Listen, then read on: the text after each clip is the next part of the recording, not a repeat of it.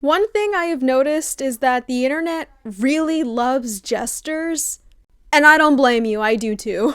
So hopefully by the time this video comes out, it has been well over 2 weeks since the Tomodachi Life Living the Dream Direct happened, and there was a lot to talk about. Such as miis being able to be non-binary as an option for gender, along with dating preferences, also the option for customizing pets, along with our buildings, and also miis being roommates. There's just so much to talk about from that specific direct, and yeah, a lot of people online got to talking. But really, this video is not about all of that stuff. This video is about talking about one particular thing from that direct that got a lot of people online talking, or rather, a particular me that captured everybody's hearts. And that me is Hugh Morris. You get it? Because it's like humorous, but it's Hugh Morris.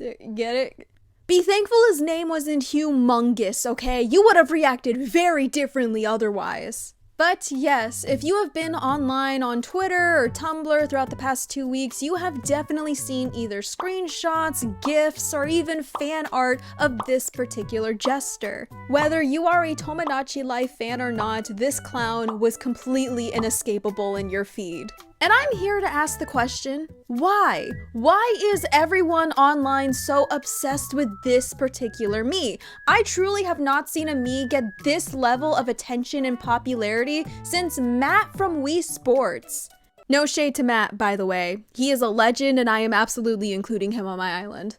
For anyone that isn't in the know, Tomodachi Life Living the Dream is the long-awaited sequel for the Nintendo Switch for the very popular video game Tomodachi Life on the 3DS, which funny enough is a sequel to the Japan-exclusive Tomodachi Collection on the DS back in 2009. Tomodachi Life is basically a simulation game where you follow the everyday lives of your Mii characters who live on this remote island. And let me tell you, hijinks absolutely ensue. In it, your miis could either perform silly songs at the concert hall, have a rap battle against one another, form relationships in terms of friendships, dating, marriage, even children. Tomodachi Life ended up gaining quite a cult following, especially throughout the 2020s, and it wouldn't be much of a surprise that a sequel was demanded by so many fans. So, much to our surprise, in 2025, it was announced that there was going to be a Tomodachi Life sequel called Tomodachi Life Living the Dream, releasing on spring of 2026 for the Nintendo Switch. And now, just 2 weeks ago, we got an over 20-minute long direct solely dedicated to this upcoming game, and we get a little bit of an in-depth look of what this game is going to look like. And there was so much to talk about, and let me tell you, I and many others were thrilled.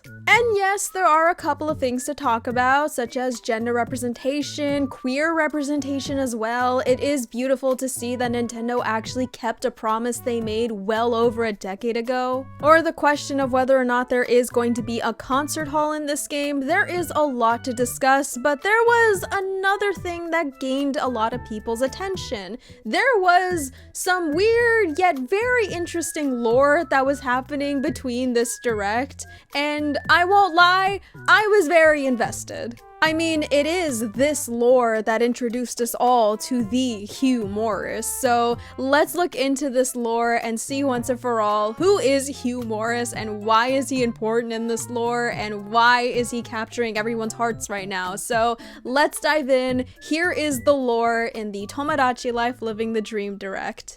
So in it, we follow along this me named Angie, who is a college student. Angie, without a doubt, is the main character in this whole direct. I mean, we do see a lot of specific stories through her point of view. It is then we're also introduced to all the other side characters, basically all the miis that just so happen to have some type of relation in Angie's actual life, such as Jess, who's her childhood best friend, Carlo, who's a barista at a cafe, Dr. Winters, who's her professor, Crystal, who's one of Angie's friends from work, Mocha, her childhood teddy bear. We also meet Patrick, who's gonna be a little bit important in this story, but as far as what the direct has given us, there's no relation to him and Angie at all. There's no, is he a friend? Is he a co-worker? Nothing. He's just a kind guy who's a bit aloof. But keep your eyes peeled on him. He will be a bit important later on. And then we finally meet him, Hugh Morris.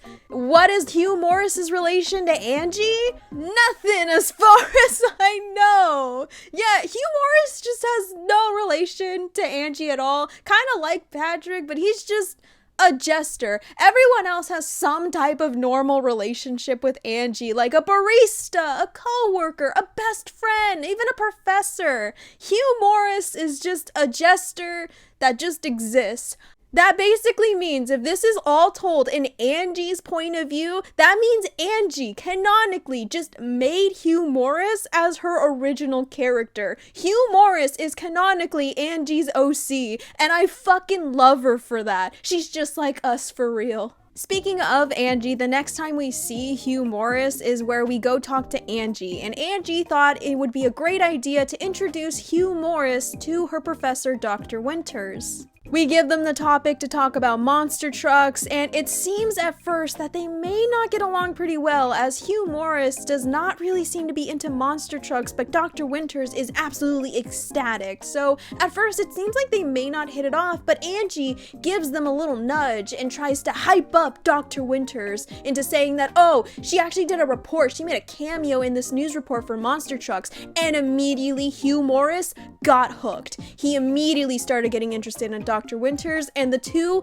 officially hit it off as friends. This may not seem like anything to you, but if you know the whole story, you know why this is gonna be important later on. Anyways, fast forward, Angie ends up developing a crush on Patrick. However, it does not go well. He does turn her down. And side note, I just want to say, I know everybody hates Patrick because he seems very selfish and very egotistical about himself, especially for turning down Angie, but I like to believe he was already in a relationship with that goth baddie in the beginning. Because, spoiler alert, at towards near the end of the whole thing, it's revealed that him and that goth baddie actually had a child together, so it seems likely that Angie was already having a crush on a married man, so I like to believe maybe that's the reason he turned her down. Does that automatically mean I like Patrick? Oh fuck no, Patrick sucks. He literally is wearing a sweater with his face on it. Screw Patrick, he sucks, but I just wanted to give him a bit of defense. But after Angie gets shot down from Patrick, she is very depressed, and while Hugh Morris is casually talking to an alien, you know, as one does, he just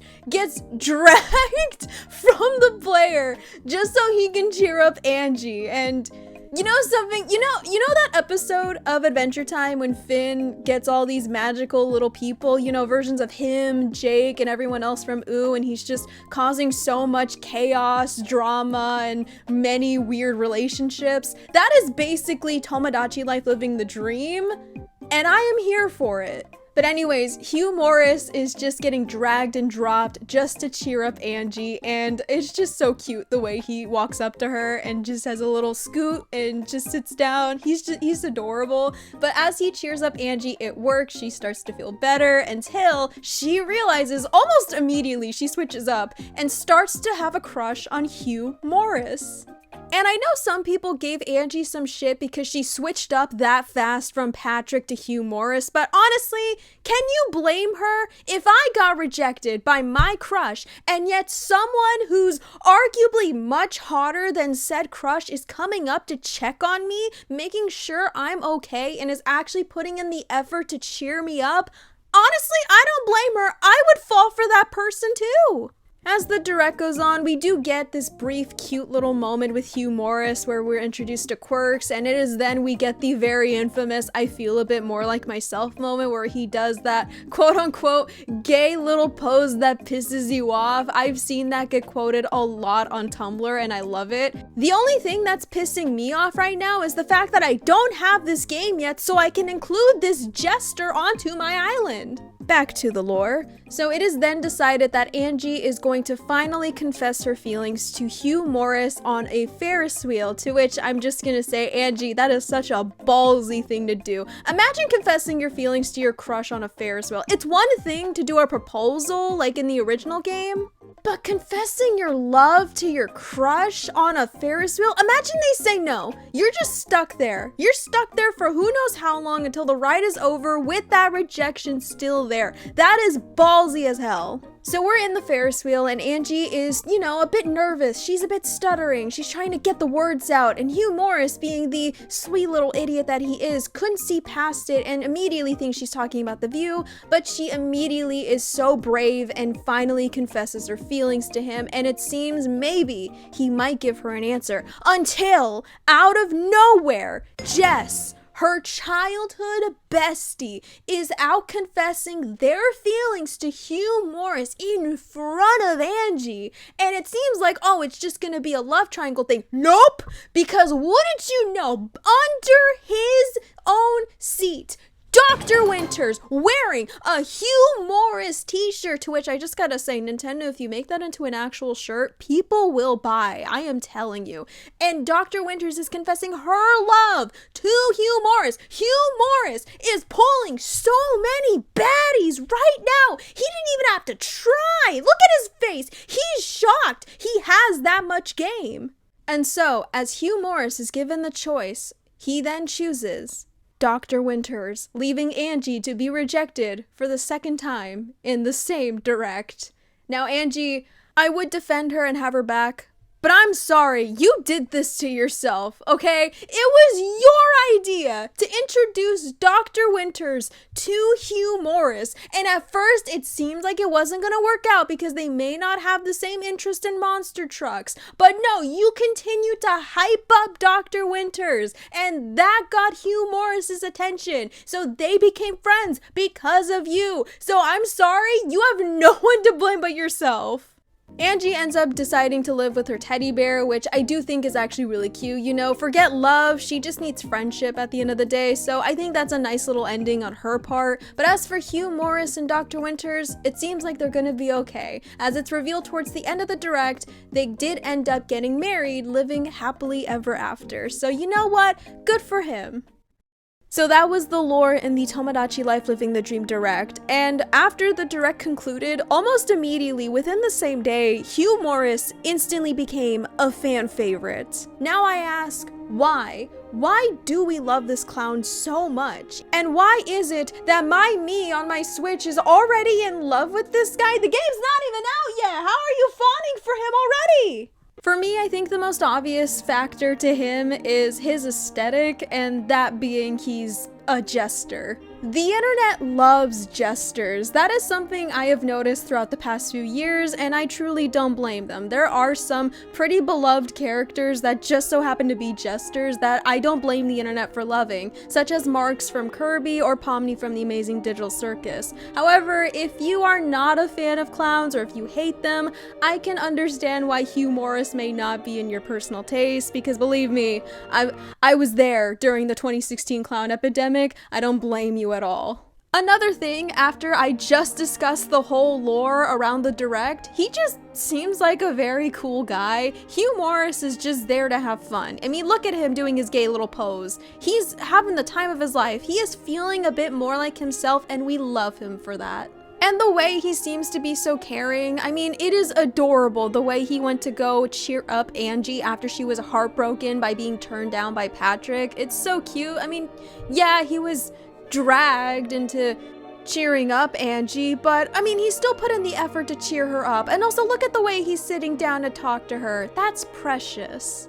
Another reason, and this is probably my favorite reason why a lot of people say they love Hugh Morris, is that canonically, dude has game. I mean, we all saw the Ferris wheel scene. Dude just pulled 3 baddies and he didn't even try that much. Look at his face. He's flabbergasted at the fact that he has game. I mean, Angie wasn't even crushing on Hugh Morris since the beginning. All he had to do was check up on her to see if she was okay. We don't know what Hugh Morris did to Dr. Winters and just for them to crush on him, but he probably just did the same thing. All Hugh Morris had to do was just exist, and boom, you're in love with him. And who knows? We only just saw 3 islanders confess their feelings for him. What if there was more? What if there were more islanders in that direct that probably had more of a crush on Hugh Morris too? What if Mocha had a thing for Hugh Morris? What if Crystal had a crush on Hugh Morris and we just didn't even know? Maybe Carlo. Hell, that alien probably had a crush on Hugh Morris. What if everyone on that island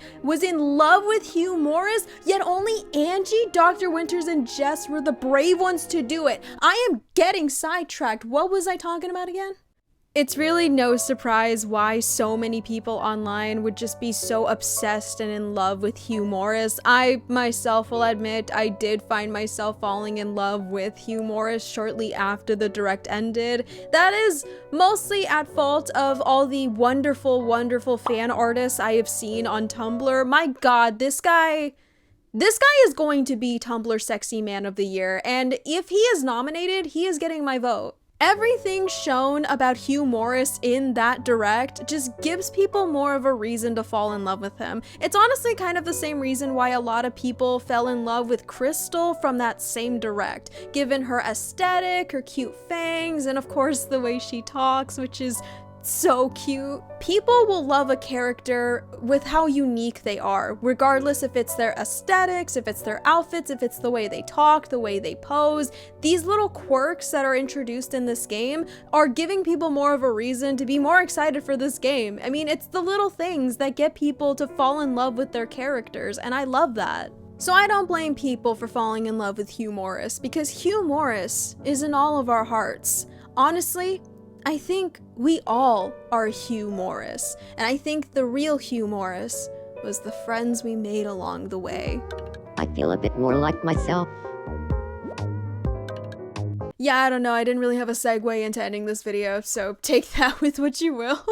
But that is going to be it for this video. Thank you guys so much for watching, and I am so excited for Tomodachi Life Living the Dream. Tomodachi Life, without a doubt, is my favorite 3DS game of all time, and I am so excited for the sequel. I already got it pre-ordered and everything, and you bet your ass I am making Hugh Morris onto my island, and I'm probably going to risk having a lot of my miis fall in love with him, but we're gonna see, who knows? Let me know the things that you are excited about in Tomodachi Life Living the Dream. I would love to hear your thoughts and opinions from that direct, and I am very much excited to see what this game is going to hold. Until then, thank you guys so much for watching. I will see you guys in my next video. Until then, goodbye and happy Valentine's Day.